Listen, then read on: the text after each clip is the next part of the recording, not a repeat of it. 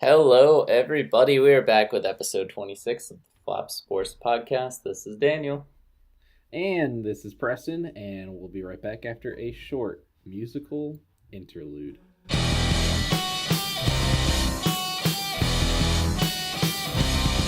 All right, guys, we are back. We're ready to jump into the big three this week. Are you ready for that, The Preston? big three? I mean, the big three to me this week are Avengers Endgame, Game of Thrones, and And uh, there's no need for a third. Like and those are Cobra Kai coming back with no. season Oh my two. gosh. Uh, Epic week of movie going and TV watching, and now I'm ready to talk about the other thing I watched on TV. So yeah, this will be the third thing, the NFL draft. So we started off with the big three with the NFL draft. Um, Danny had some questions about a wide receiver that they picked. Well, I had some questions because the Patriots drafted a wide receiver. This was the only part of the draft I watched, which was pick 32 of round one, and the Patriots drafted a wide receiver, unheard of. Also, I decided to go back through since Belichick has been coach and look at all the wide receivers we've ever picked.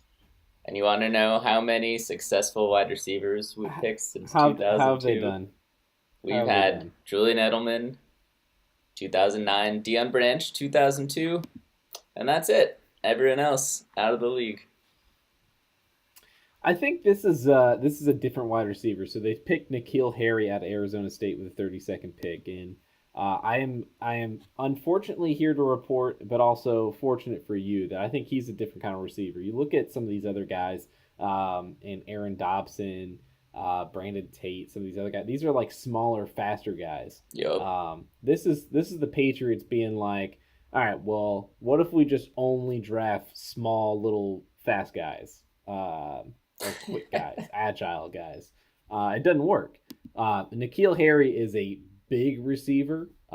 He was for a while probably the top receiver in the draft. But this is a good weapon for Tom Brady, and I think he even tweeted that he was happy to have N'Keal on the team, and I think it actually could turn out well for them. Unfortunately, for the rest of the NFL. Moving on, talking about some of the other things in the draft, the New York Giants. Uh, whew, um, who knows what they were thinking? I With saw the that sixth pick, they got booed by an entire stadium. Why did they get booed? they got booed by all of America, pretty much. So, the New York Giants, with the sixth overall pick, decided to go with Daniel Jones out of Duke. Um, Now, Jones was an intriguing prospect, but maybe for like late first round, second round, not the sixth overall pick, where he's going to get paid like $25 million to sit on the bench for 2 years. Because the Giants are convinced that Eli Manning has still got it, and his numbers over the past couple of years have proved he doesn't got it. We all know Uh, Eli Manning's the GOAT. The I GOAT. mean, he is when he's playing the Patriots in the Super Bowl. So So an uh, interesting connection here. So the Giants passed on Dwayne Haskins. There's actually, I think, footage of him laughing as they pass him, and then eventually the laughing Redskins up. pick him, and he feels pretty confident that he's gonna do well in the NFL. What do you think of this Yeah, pick? he says the NFL done messed up. Probably the quote of the entire weekend in all of sports. I think NFL done messed up. I actually like Haskins a lot. I think he's got potential to really help this Redskins team. And the Redskins were like, oh, we would love Haskins, but he's not going to fall to the 15th pick. Like, no one's that stupid. And yeah, there are a bunch of teams that were or a couple teams that were that stupid, mainly the New York Giants. So I think Haskins, and like, look, now it's an interdivisional thing. It'll be Daniel Jones and Dwayne Haskins going at each other and being compared to each other for years now. Um, and right now, I don't, I think things are going in Haskins' favor because I mean the Redskins weren't even all that bad last year, so you're putting him on a team that's could take that next step. We've seen a lot of rookie quarterbacks come in and take their teams to the playoffs. I'm not saying that's what's going to happen, but it's potential here. It could be the For the next Redskins. RG3. You never know. Could be. Well, that it's funny that you mentioned that because a lot of people were comparing it that the owner of the Redskins really wanted them to take Haskins. He also really wanted them to take RG3, and then basically like adopted them, hit our RG3 as his son, and then that's kind of what led to the downfall of the RG3 years. So hopefully we don't get a repeat here, but we all know Daniel Snyder is not good with learning from his mistakes. That is true. And then the last really questionable pick was the Raiders picking Clelin Ferrell out of Clemson with the fourth pick. So the Raiders teased, we talked about this before, that they're going to do something surprising with the fourth pick. Guess what? They did something surprising with the fourth pick. Ferrell was supposed to go like maybe in the 20s of the first round, and he hadn't really picked up a lot of steam since the college football season ended. And yeah, so they picked him with the fourth pick. It was really funny too because the Raiders' first four picks, I think, all came from Clemson or Alabama, who played for the national championship game. So it was clear that the Raiders only watched one game last year in college football. Yeah, and speaking of the NFL draft as a whole, they had a record number of viewers this year, 47.5 million. I believe it was the first year they broadcasted the whole draft on ABC. Are you surprised the draft did this well this year?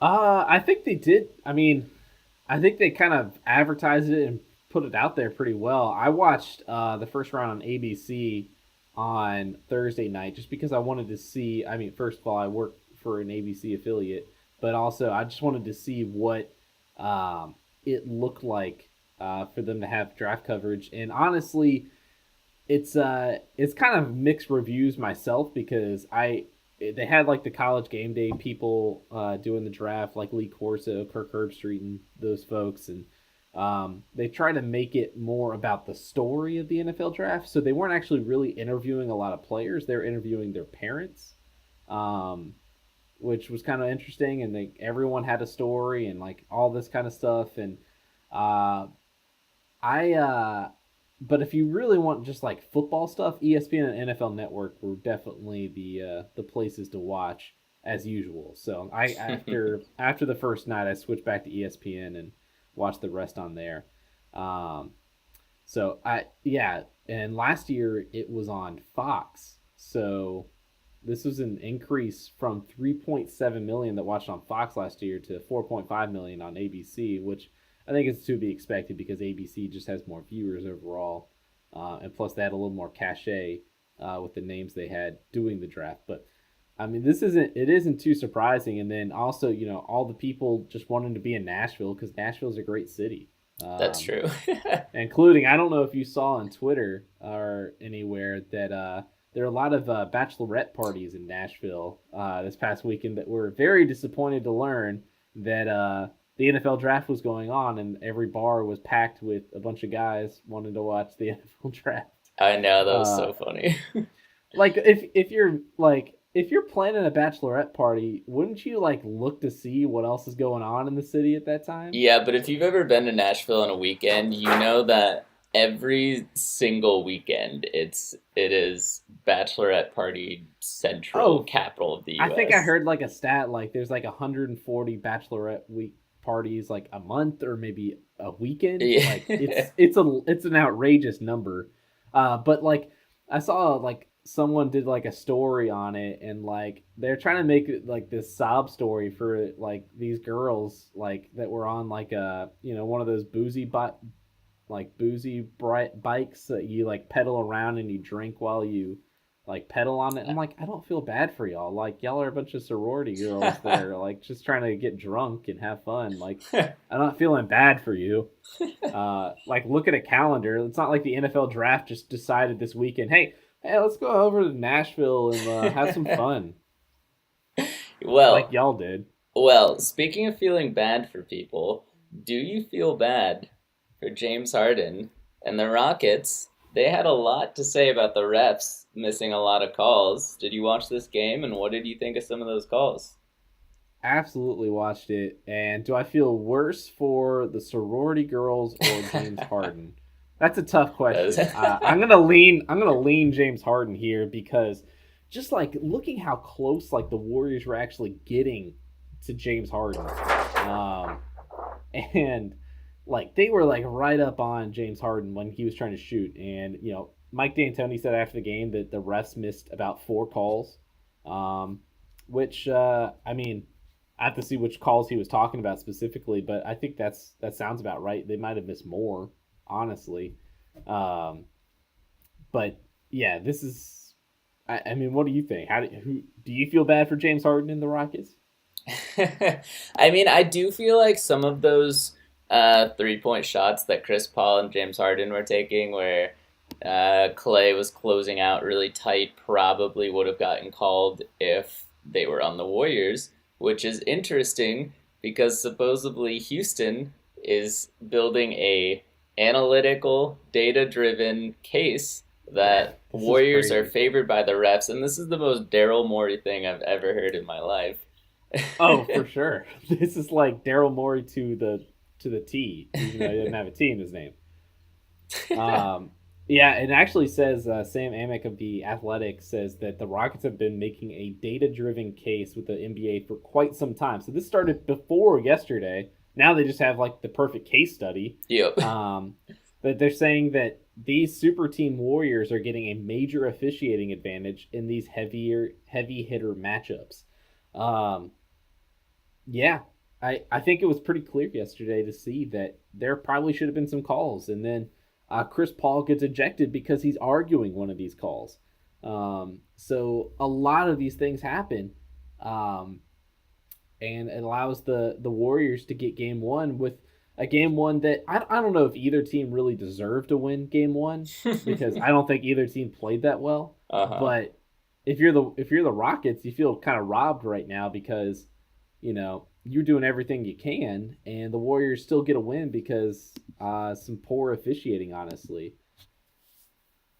Yeah. And here's the other thing: do you want your like marquee series of the playoffs right now to be just marred by refereeing? So like, I feel like the NBA has to step in, and that's what James Harden said yesterday. He just wants a fair series. Like he just wants a fair shot.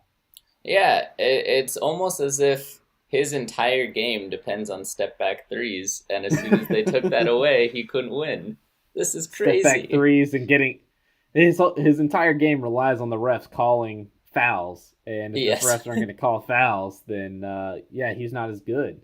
So yeah, poor James Harden. Like you got to feel for him and not the sorority girls in Nashville. All right, moving Close on to the call. NFL quick hits, Danny. Peyton Manning, we heard a lot from him this past weekend. Like he's got this series coming out on ESPN. It seems to be enjoying retirement now. He's not just sitting in a diner humming the State Farm. What is it? Is it Allstate or State Farm? Papa Oh, John's. nationwide. Yeah, nationwide. That's what it is. He's not just humming that in a diner now. He's actually enjoying retirement, but he might be enjoying it so much that he's declining the Monday Night Football role. I know there was so much talk about if he was going to be, the Tony Romo of this year, and turns out he won't be because he won't be on the air at all. Yeah, I mean, he's already doing stuff with ESPN, but it seems like he just doesn't want to like take that because it's a lot of responsibility and it's a lot of work. And right now, it seems like he's just going around the country, just having fun, shooting other things. So I think he just wants to have fun at this point. Fair enough. Fair Yeah. enough. How do you feel about a trade that happened this week? The Seahawks traded Frank Clark to the Chiefs. Clark had 36 sacks in his last 4 NFL seasons, team high 14 with the Seahawks last year. He's going to sign a $105 million deal. And the Chiefs are in the process of revamping their defense after having a pretty rough go of it last year in the playoffs. Yeah, I think this is a good trade because they lost their two best pass rushers in Justin Houston and D Ford in the offseason. D Ford with the 49ers. who they traded there, and then Justin Houston, they just released him. Um, and you're basically getting someone that I think might be better than D Ford. I don't know if he's better than Justin Houston in his prime, but I think Frank Clark has a lot to offer this Chiefs defense, and it's going to be a big transition for them. And I think this is going to help out. Hopefully, take them up another level. They have also made some big additions in the secondary where they lost Eric Berry. They cut him, but they also brought in Tyrann Mathieu, the Honey Badger, and also had a big draft getting Juan Thornhill out of the University of Virginia this past draft. So I think this defense is taking the turn for the good. I like Steve Spagnuolo as the defensive coordinator. And last year, what did we talk about the whole season? How like the Chiefs just try to outscore you as they were letting up like 40 points. Yep. now they might actually be able to stop you. Like that's really gonna make a big difference if they can just like keep opponents to like maybe 20 points. Yeah, I agree. If or maybe if they keep them to 28 even, that would be great. I think that'd be a huge improvement. A couple more NFL news. We had some retirements. We had Sebastian Janikowski retired, and also Marshawn Lynch retired, 2 longtime Oakland Raiders. Biggest retirement. Which one? For me, it's Sebastian Janikowski, a kicker going in the first round. He's always been so iconic as just like, why did Oakland take a kicker in the first round? But he's great. I've always enjoyed him. But Marshawn Lynch does have more quotable things than any human on earth. To me, I think Janikowski is the Hall of Famer out of this duo. He is I think he's 10th all time on points scored by kickers. Something like that. But I mean, just like, here's a guy that took the pressure of being a first round pick as a kicker and went on to have an outstanding career, even though he was on a lot of bad Raiders teams, a lot of bad Raiders teams. And so I'll miss Sebastian Janikowski. He was always like one of the guys I would pick when I was doing like Madden, like drafts or something like that on Madden. I would always go like, I want Janikowski. He's got the boot. He's got the leg. I'd always pick him in the first round of my fantasy football drafts as an homage. I'd be like, I don't need Adrian Peterson to be Sebastian Janikowski. Exactly. But Marshawn too. Like that's it probably, I would have been fine if he had just stayed retired a couple years ago. Like he really didn't add anything to his legacy like we all thought he would when coming back to the Raiders. But I think he came back because Oakland means so much to him, and I think that was about it. He did what he needed to do. And that was just come back and play. Steelers also extending Big Ben. So I guess quarterbacks now can just play until they're 50. So this is kind of an Eli Manning move, right? Well, Big Ben is actually still playing well. Like, it's really funny to watch like the roller coaster from that draft. It was 2004, right? Yeah, 2004, 2005. I can't remember. Of Big Ben, Eli Manning, and Phillip Rivers, and kind of the roller coaster that they've all been on to see like who's better. Like, it started off Big Ben because he was taking the Steelers, pretty far as just a young rookie, and then, Eli Manning kind of came up there with those Super Bowls, like kind of passed them with winning back like 2 Super Bowls in a couple years, and then Phillip Rivers just never really took the top spot. I mean, I wouldn't say that, because I think Phillip Rivers has had some outstanding years as the quarterback, especially with some of those early Chargers teams. Like, he was putting up baller numbers.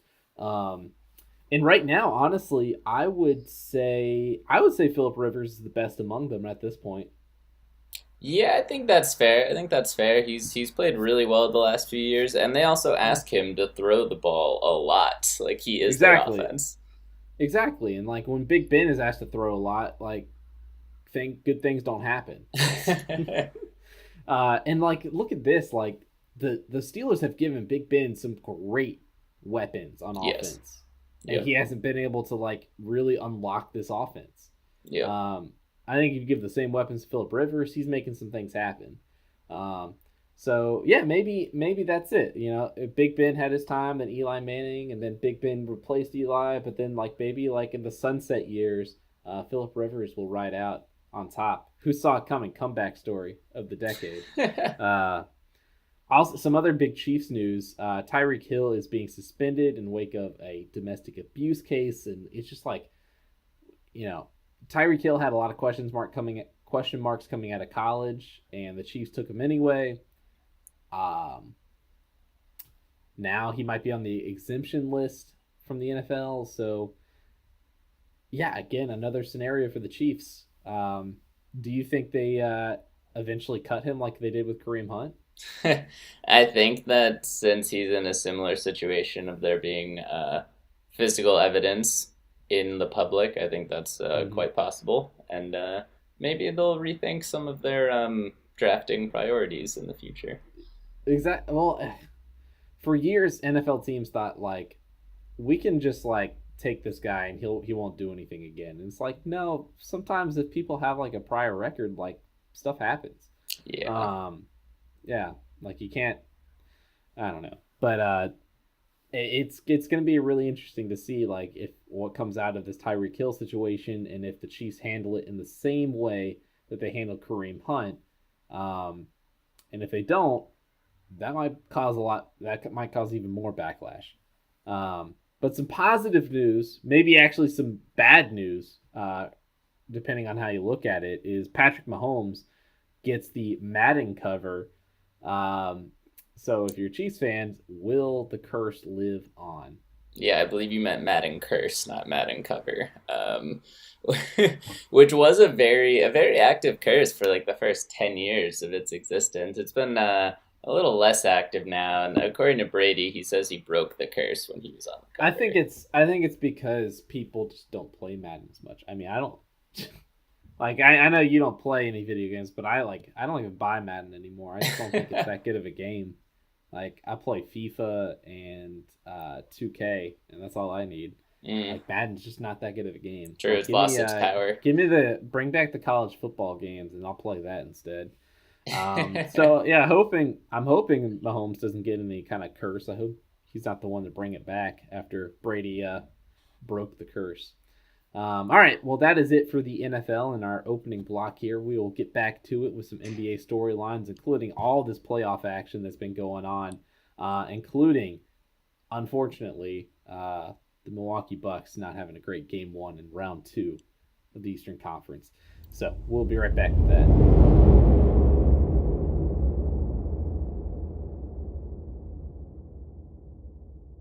All right, we are back after just a fantastic granola commercial. Those are just so good. Um, First up, we're going to talk NBA round two, and we're going to talk about the Celtics and the Bucks. But before we do that, I have a challenge for you, Preston.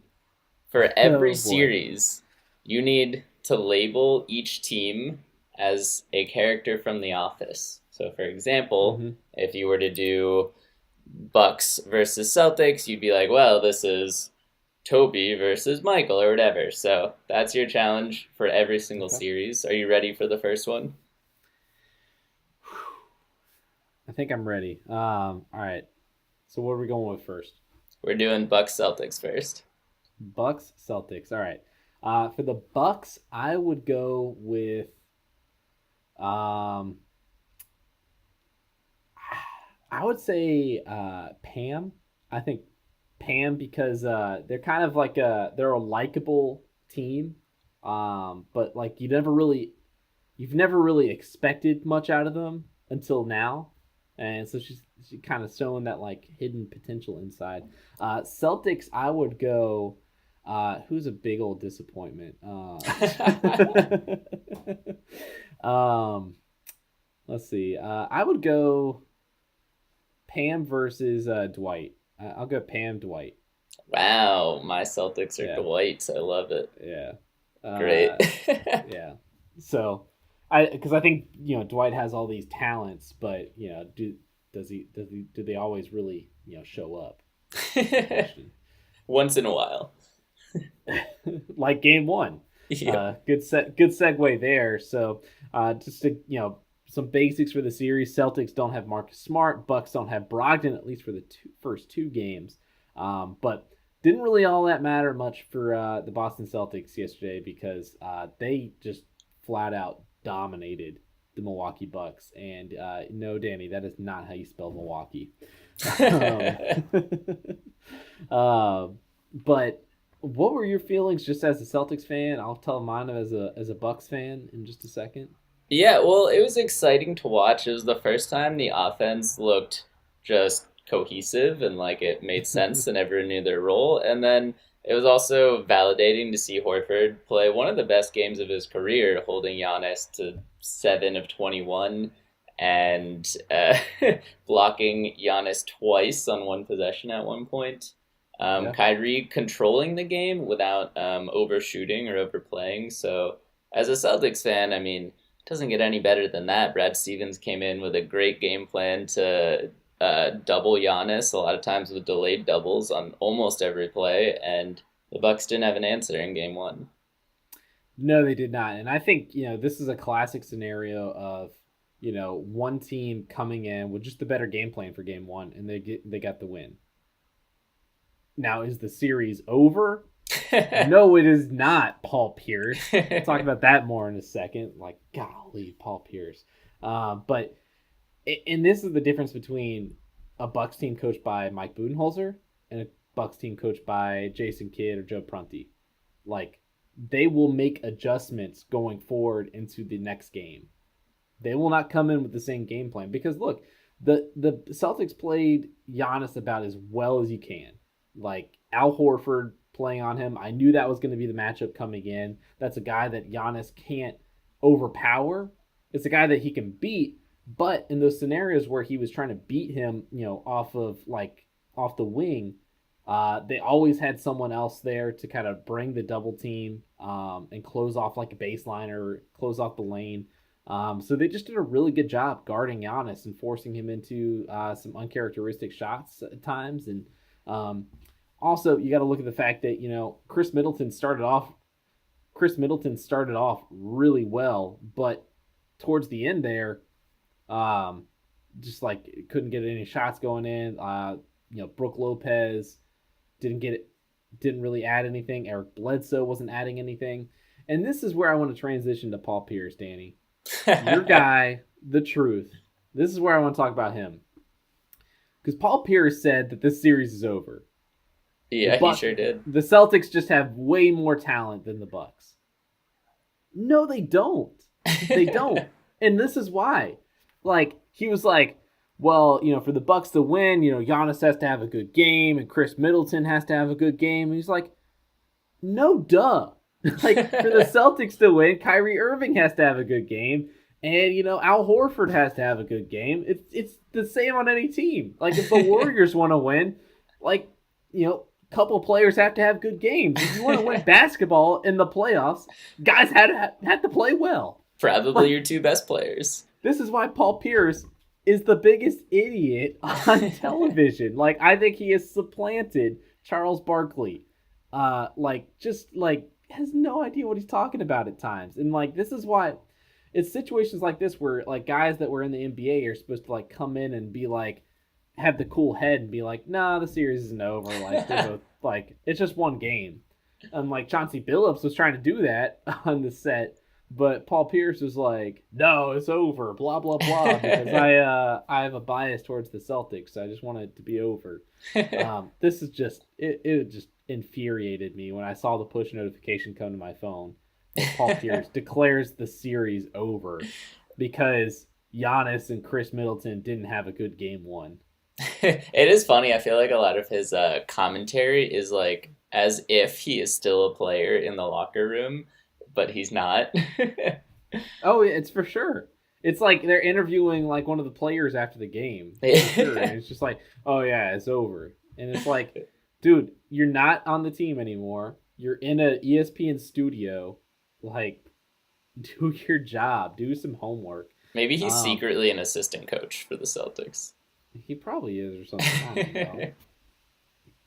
be secretly an idiot, and maybe not so secretly anymore. Especially after the Dwayne Wade comments earlier this year. Like That's true. I think he's yeah. But I expect the Bucks to come back in game two with a completely different game plan. This is going to be a series, and I think everyone expected that going into it. I think What do you Celtics think? fans. What do you think they need to do? Because Giannis was like, I need to be able to kick out to my players on the 3 point line and trust them to make the shot. Do you think that's what they need to do in game two? They need to do what they've done all season long. Yeah, it's Giannis having the ball in his hands, being the playmaker, either driving to the hoop, getting a bucket there, or kicking out to some of these 3 point shooters. Bledsoe didn't shoot that well. Lopez didn't shoot well. Middleton probably could have shot even better than he did to start the game. And you've got all these other shooters. You've got Nikola Mirotic. You've got Ersan Ilyasova. You've got Sterling Brown. You've got um, all these guys. They have a deep team with a lot of guys that can do stuff. George Hill looked pretty good at times during this game. So you know, look, like in the first round, the Nets and the Magic won first game ones in their playoff series. Did they win the series? No, because teams make adjustments going forward in the playoffs. That's why it's a 7 game series and not a one off like college basketball. Yeah, fair enough. Fair enough. I guess we'll see in game two and three.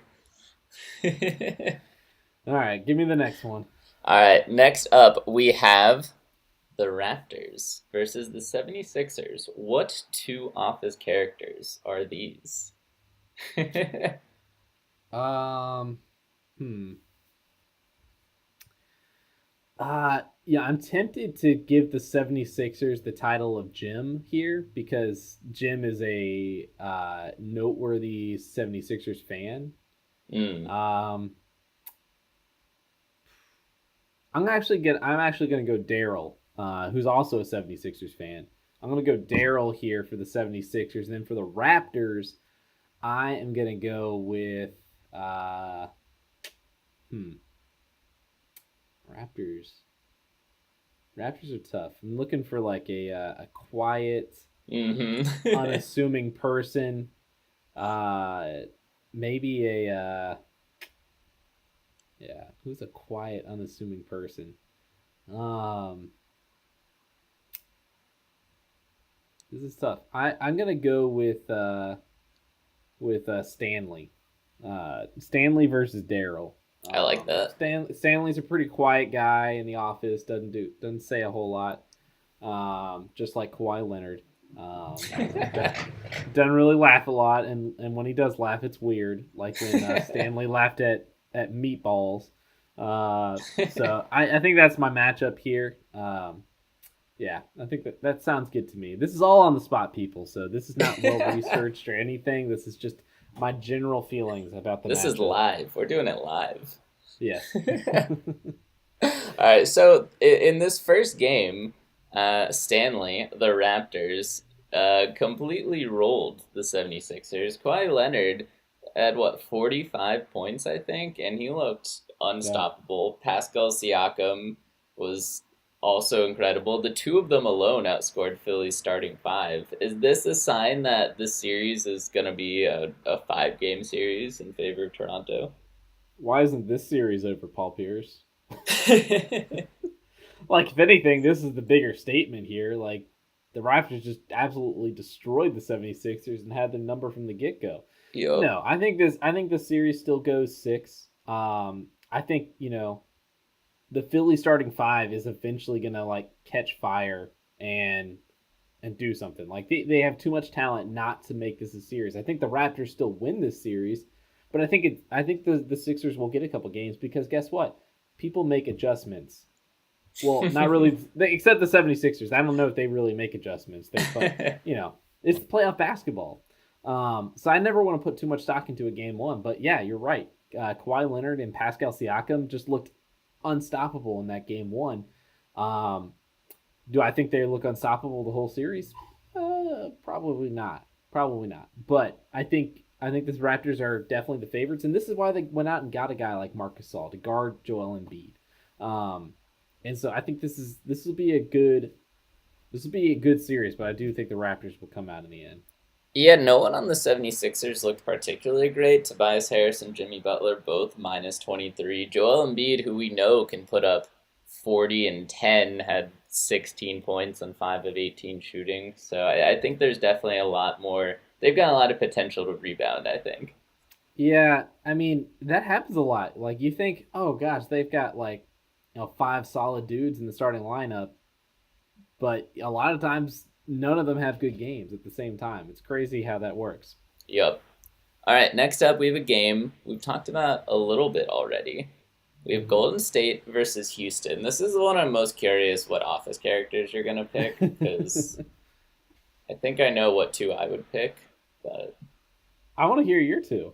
well, I would have Jim as Golden State, Yeah, and then I'd have Jim's love interest as Houston. you'd have Pam as Houston. Yeah.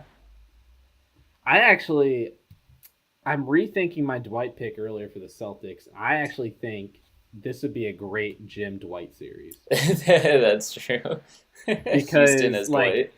Dwight Daryl Morey and just like the analytical mind and stuff like that. I think this would be a Yeah. great Jim Dwight series. I think that's a good Um, call. and yeah, Jim obviously is the super team. He's the best among us. So I think that would be a great. Think of the pranks that could go on during this Golden State Houston series. Like I don't know, not giving a guy any space to land or to shoot or anything, or the refs pranking the Rockets by not calling anything. I think that would be like those would be just the most hilarious pranks if that happened. Oh wait, no, it did happen. That was game one. Oh Oh man. no. Yeah, great That's transition funny. there to that game one. Yeah, One thing did we you didn't talk. Go yeah, I ahead. was gonna say, did you have any additional thoughts on this game other than the refs completely ruining it? Yeah, we've done that, but let's just talk about how all the foul trouble that the Warriors got themselves in. Like, you had Steph Curry with 5 fouls towards the end there before he comes back and does Steph Curry things, and all I could say was like, I hate Steph Curry. Great guy, just hate him. But like, let's talk about Kevin Durant. Ever since he said, this memorable quote of, I am Kevin Durant or whatever in the last round against the Clippers, he's been unbeatable. Steve Kerr even compared him to Michael Jordan last night. The kind of run that he's going on right now. So, what do you think about his performance of late? Yeah, I mean he's been incredible. One of the biggest signs of a great player is when they come out and say they're gonna play great and then they do. Like how many times have we seen Russell Westbrook say, I'm gonna be great tomorrow and then he's not? But if you're LeBron or you're Durant, you come out and say you're gonna be great to the media, like you put up numbers and he has not disappointed the past few 4 games. I have a stat somewhere in my phone for the last 4 games, which are dun dun dun 41 points per game, 6 rebounds, 6 assists, 1 steal, 1 block, shooting 57, 40, and 95 splits. So pretty insane. Yeah, it's just wow. All right, moving on. Next series, Portland versus Denver. You already have one name written down here for Denver. I have Denver as Toby because it was whether San Antonio or Denver won. It was going to be the most boring person on The Office. That's one way. That's one way to think about it. I would think of Denver as kind of like the uh uh hmm. Well, let's talk Portland first because I think Portland, like, I just need someone that that just comes in with just a great one liner every now and then, just like Damian Lillard. Like, did you see them? We'll talk. I gotta pick someone, but we got. I want to talk about how they finished that series against the Thunder. Yes. Um, like I would say, Is it Michael? hmm, yeah, I mean it might be Michael because they just like great one-liners all over the place. So Michael, a Michael versus Toby series, Ooh, that's like that's fantastic. Like we had a Jim versus Dwight, and now we get a Michael versus Toby. That's perfect. That's very I'll take good. that. I'll take that. Yeah, it looking at how they finished that series against the Thunder, just ice cold, blood in his veins, like Game of Thrones style. Damian Lillard just hitting that three. It was a bad shot, according to Paul George. Bad shot, just terrible shot. The worst. Says the guy who couldn't defend the shot. Yeah, and then just oh my gosh, I'm sure you've seen the picture of Damian Lillard just deadpan looking at the camera while everyone's celebrating around him. Yep. And then he came out and said, if anything, it was bad defense, which to his credit, I think he was like 5 for 5 from 30 feet out in the series. He's one of the most dangerous shooters from that distance, besides like Steph Curry. So it's like, it's not a bad shot. You just need to be playing up on him.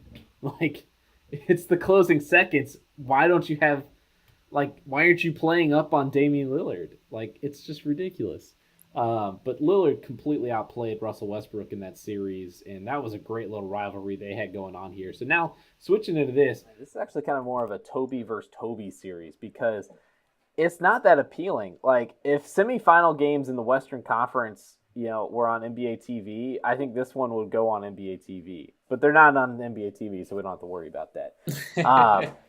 It's really boring unless you really like the NBA. And I feel like a lot of people that are going to watch this series really like the NBA because this Trailblazers team is just really fascinating to watch. Damian Lillard, CJ McCollum, the series Enes Kanter had. I'll be really interested to see how they defend him.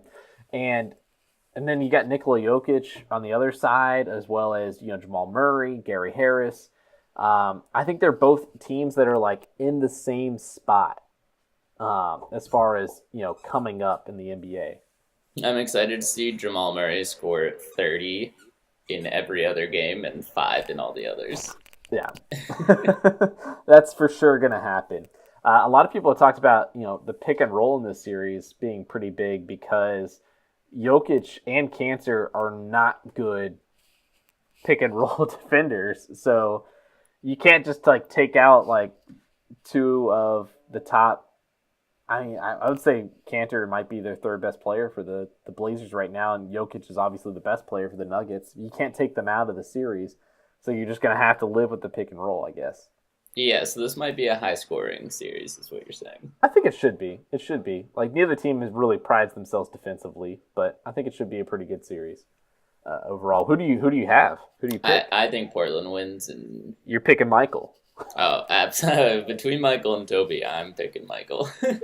Well, last series with the Nuggets, I picked them to begin with, and then I switched my pick halfway through because I thought the Spurs would win. So I'm still going Portland. I like Portland. Ever since I saw their first game against the Thunder, I was like, I think this team goes to the NBA final or Western Conference Finals, not the NBA Finals. Western you did Conference say that. Finals. Yeah, they've been my Western Finals pick. And really quick before we wrap up our NBA section, who do you have winning each of the other series now that you've gotten to see the first game in each one? Well, I guess we don't have to pick like the Bucks Celtics one because Paul Pierce said that one's over.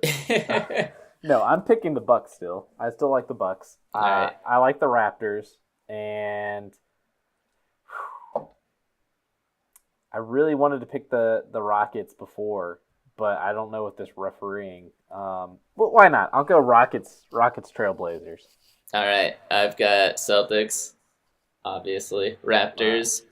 My heart wants to pick Houston, but I got to go Golden State. And then Portland. But even with that, I do think every series is possible upset potential, which is pretty exciting. For sure. I think this is the first time in a while that we've like seen a semifinals round like that looks like every series could go 6-7 games. For sure. All right. Well, anything else you want to say on the NBA? It's great. The NBA is great. It's a love good the NBA. thing. I just want to say thank you to the NBA for just being good, being great. Perfect. All right, we'll be right back with our Tim Tebow Instagram updates of the week.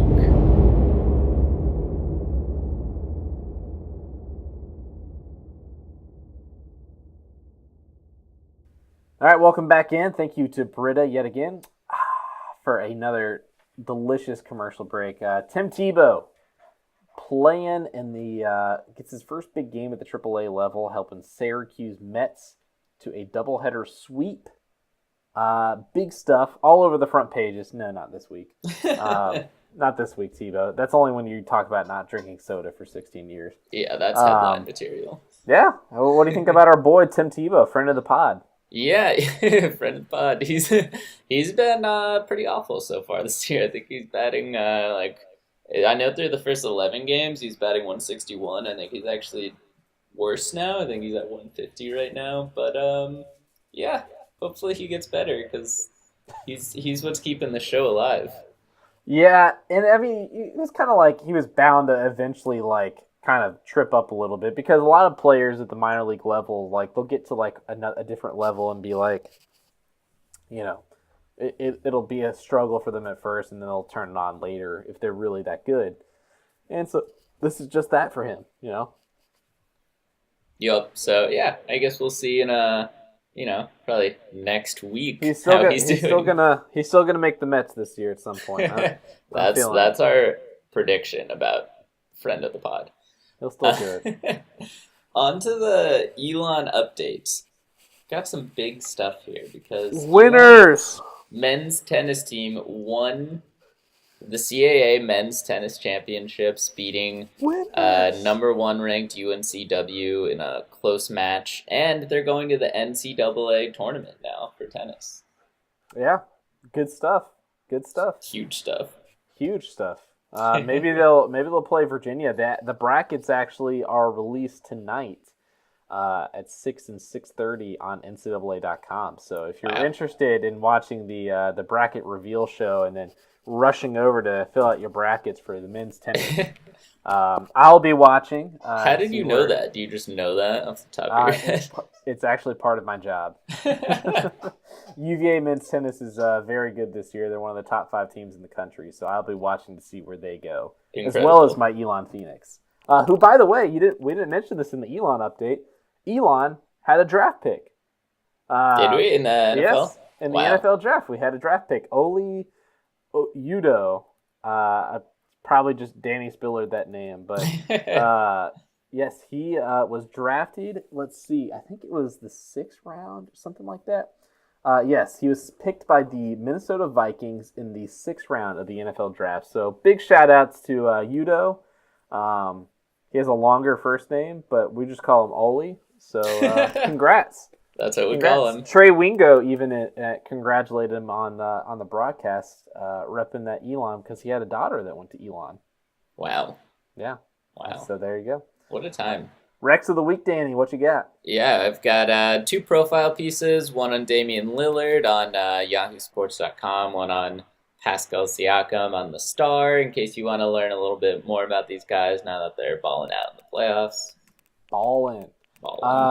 Love this first Instagram update because, one, it features Old Town Road as the song, but this elephant dunk is just ridiculous.